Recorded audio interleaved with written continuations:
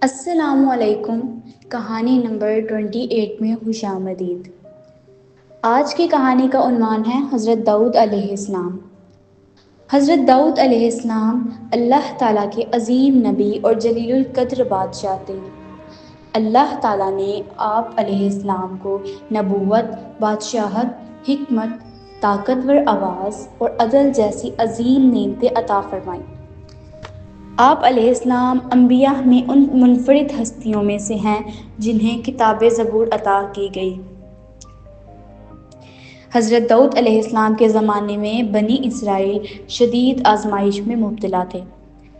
ان پر جلوت نامی ظالم بادشاہ اور اس کی طاقتور فوج نے ظلم کر رکھا تھا۔ بنی اسرائیل کمزور، خوف زدہ اور بکھرے ہوئے تھے۔ وہ اللہ تعالیٰ سے دعا کرتے تھے، اے اللہ ہمیں کوئی ایسا رہنما عطا فرما جو ہمیں ظلم سے نجات دلائے۔ حضرت داؤد علیہ السلام ایک سادہ گھرانے میں پیدا ہوئے۔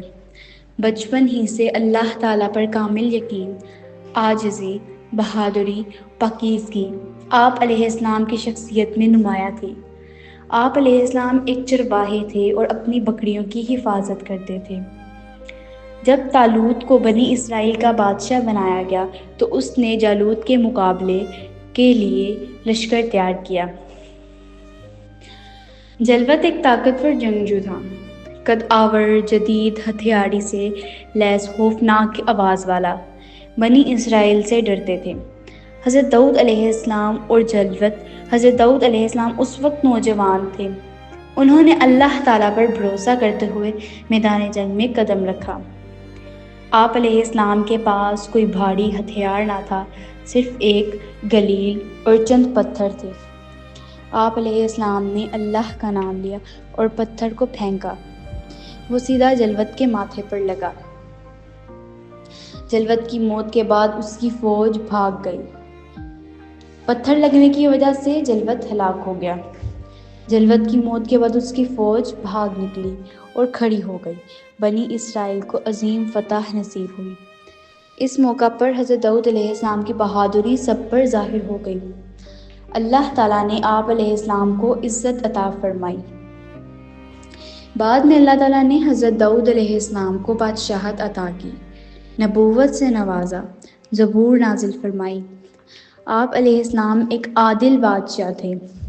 حضرت داؤد علیہ السلام کو نہایت خوبصورت اور دل کو چھو دینے والی آواز عطا ہوئی۔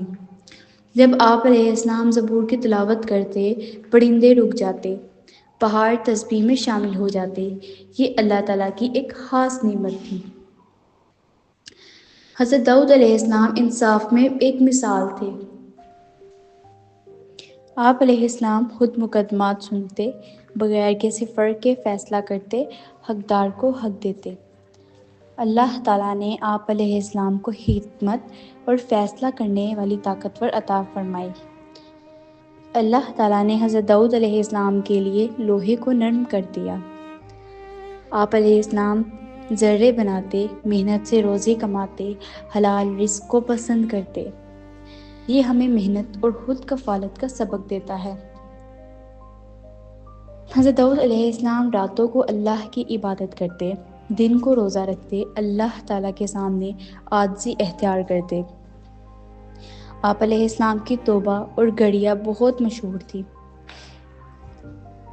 حضرت داؤد علیہ السلام نے اپنے بیٹے حضرت سلیمان علیہ السلام کی بہترین تربیت کی اور انہیں حکمت، علم اور عدل سکھایا۔